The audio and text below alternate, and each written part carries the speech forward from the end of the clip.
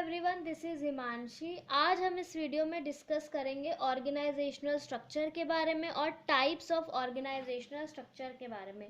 Previous videos में हमने discuss किया था कि ऑर्गेनाइजिंग क्या होती है, ऑर्गेनाइजिंग प्रोसेस के बारे में और इम्पॉर्टेंस ऑफ ऑर्गेनाइजिंग के बारे में।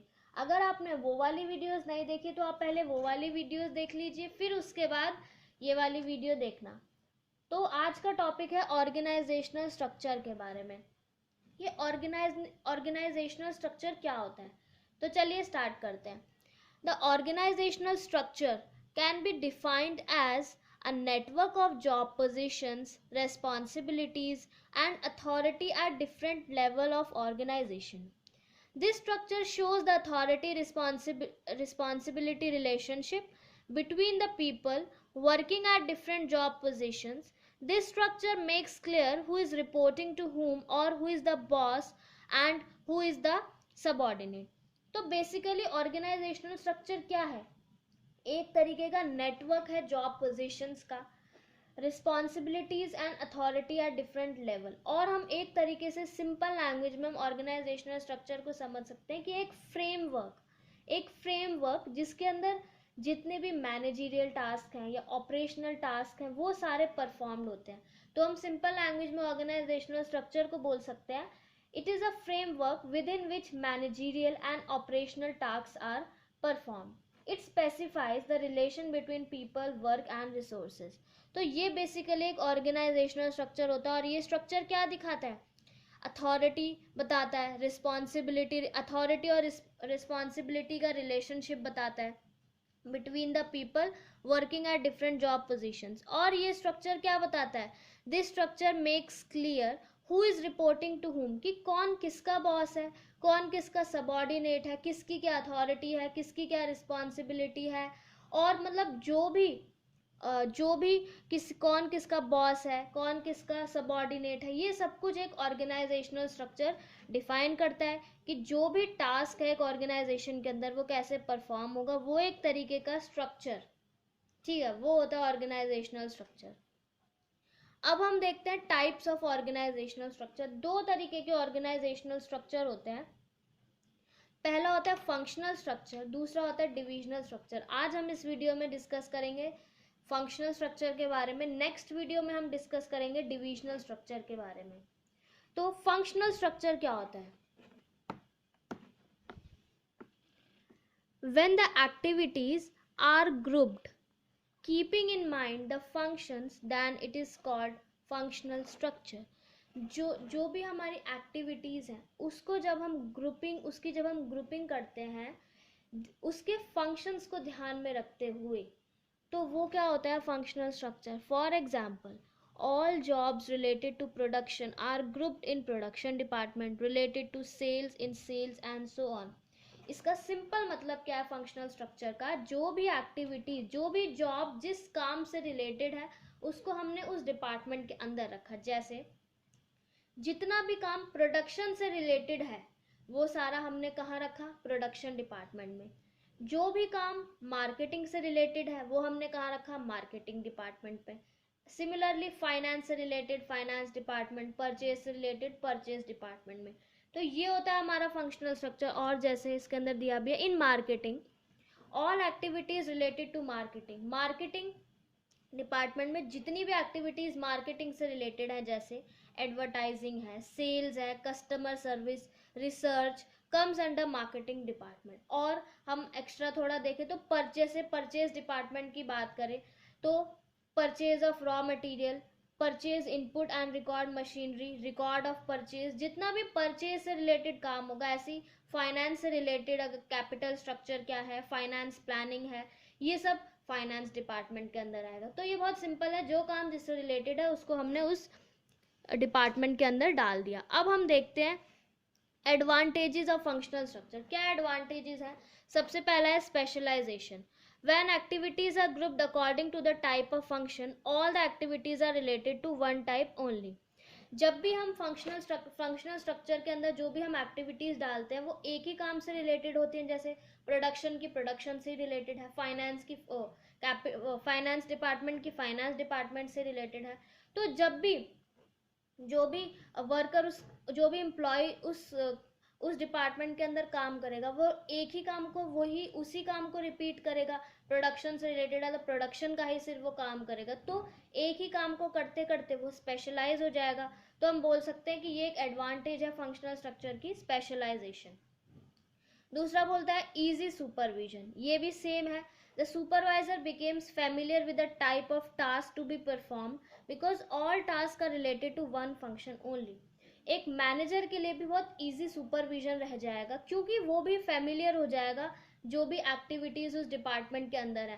प्रोडक्शन डिपार्टमेंट के मैनेजर को पता है सारी एक्टिविटीज प्रोडक्शन से रिलेटेड हैं और वही काम उसको रोज रोज रोज रोज करना है, तो उसके लिए भी बहुत फेमिलियर हो जाएगा। उसके लिए भी बहुत फेमिलियर है, ठीक है, तो उसके लिए भी बहुत इजी सुपरविजन हो जाएगा। As a result he can supervise and guide the employees who are performing those activities, तो वो भी इजीली सुपरवाइज कर पाएगा उन एक्टिविटीज को क्योंकि सारा काम एक ही फंक्शन से रिलेटेड है। मेन रीजन यही है बस। फिर है easy coordination. The departments form in functional structure are interdependent on each other. जो भी डिपार्टमेंट फंक्शनल स्ट्रक्चर में बनते हैं वो सारे इंटरडिपेंडेंट होते हैं। इंटरडिपेंडेंट का क्या मतलब कि which means the activities of one department depend upon the performance of other department। मतलब production department depends upon purchase department for raw material, जो भी प्रोडक्शन डिपार्टमेंट है वो परचेज डिपार्टमेंट पे डिपेंड रहेगा रॉ मटेरियल के लिए। सिमिलरली सेल्स डिपार्टमेंट डिपेंड रहेगा प्रोडक्शन डिपार्टमेंट के लिए फाइनल प्रोडक्ट के लिए। तो ये जो इंटरडिपेंडेंस है, अलग अलग डिपार्टमेंट्स के बीच जो इंटरडिपेंडेंस है, इससे क्या रहेगा, कोऑर्डिनेशन रहेगा डिफरेंट डिपार्टमेंट्स के बीच में, क्योंकि सब एक दूसरे पे इंटरडिपेंडेंट है तो वो क्या करेंगे, एक कोऑर्डिनेशन से ही काम करेंगे, है ना। देन फोर्थ पॉइंट है इफेक्टिव ट्रेनिंग।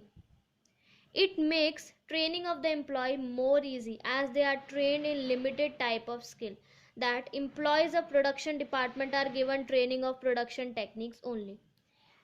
फिर हमारा क्या बोलता है, इफेक्टिव ट्रेनिंग।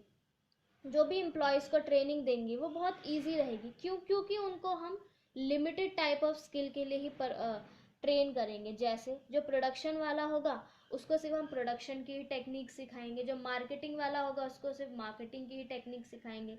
तो ट्रेनिंग भी बहुत हमारे लिए इफेक्टिव रहेगी क्योंकि उनको हमको लिमिटेड नंबर ऑफ स्किल्स में ही इम्प्रूव करना है, ठीक है। तो ये थे हमारे, और एक लास्ट पॉइंट है एडवांटेजेस ऑफ फंक्शनल स्ट्रक्चर का, वो है it helps in increasing managerial efficiency. ये पॉइंट क्या बोलता है, managers of one department are performing same type of function again and again which make them specialize and improve their efficiency. ये point भी same है बिल्कुल, कि जब एक मैनेजर एक काम को ही बार बार उसको रिपीट करता रहेगा, है ना, managers of one department are performing एक ही टाइप का फंक्शन वो अगेन एंड अगेन परफॉर्म करे जा रहे हैं, तो उससे क्या हो जाएंगे, वो स्पेशलाइज हो जाएंगे और उससे उनकी एफिशिएंसी भी इम्प्रूव हो जाएगी। तो ये थे हमारे एडवांटेजेस ऑफ फंक्शनल स्ट्रक्चर। अब हम डिस्कस करेंगे डिसएडवांटेजेस क्या है ऑर्गेनाइजेशनल स्ट्रक्चर की। पहला है difficulty in achieving organizational goal. The departments become specialized in their own way only. They fail to see the prospects of whole organization।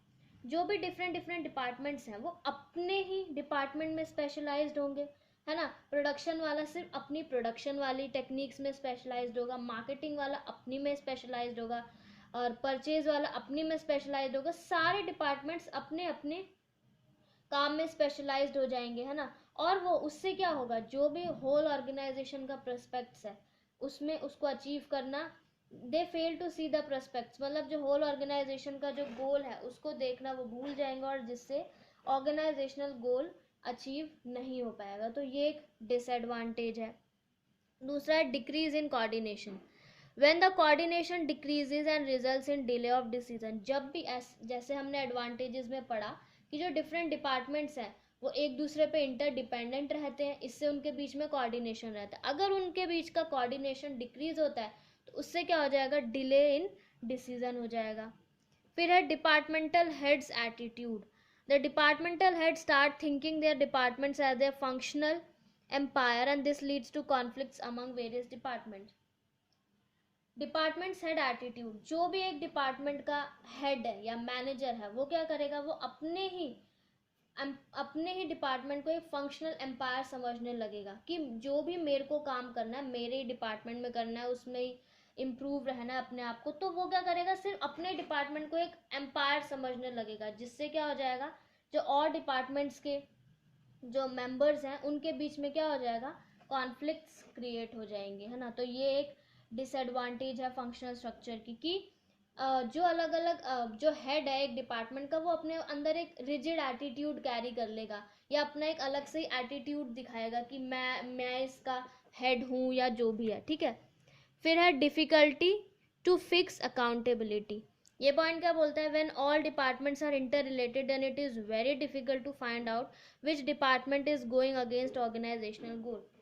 जैसा कि अभी मैंने बताया कि फंक्शनल स्ट्रक्चर में सारे डिपार्टमेंट्स एक दूसरे से इंटर रिलेटेड रहते हैं, है ना। प्रोडक्शन वाला सेल्स पे, सेल्स वाला परचेज पे, मतलब सारे एक दूसरे से इंटर रिलेटेड रहते हैं।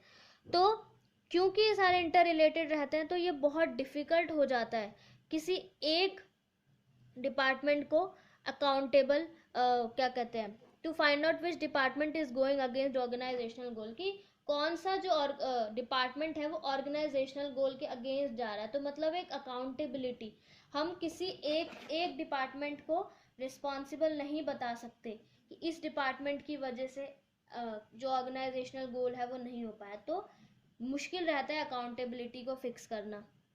अकाउंटेबिलिटी मतलब आंसरेबल, तो हम किसी एक चीज़ को नहीं, किसी एक डिपार्टमेंट को नहीं रिस्पॉन्सिबल बता सकते। देन है inflexibility, employees get training of one function only that departments to which they belong, so they cannot be shifted to other department। तो ये भी एक डिसएडवांटेजेस है इनफ्लेक्सिबिलिटी का, कि जो भी एम्प्लॉयज़ हैं उनको सिर्फ उन जिस डिपार्टमेंट में वो काम कर रहे हैं सिर्फ उनको उसी की ट्रेनिंग दी जाती है, तो उनको हम दूसरे डिपार्टमेंट में शिफ्ट नहीं कर सकते, ठीक है।